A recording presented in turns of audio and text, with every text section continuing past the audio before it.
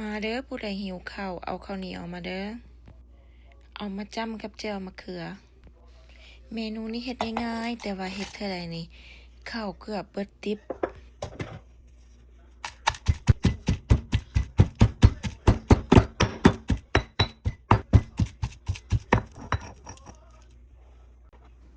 มะเขือมื้อนี้ค่อยปิ้งเอาค่อยบ่ได้ต้มปิ้งแล้วเฮาก็ไปแกะเปลือกมันออกก่อนแล้วจึงสิมาตำ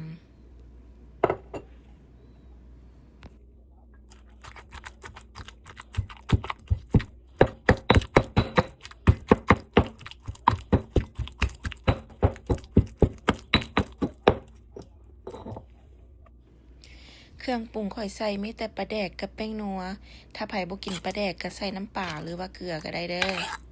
แล้วก็คนให้มันเข้ากัน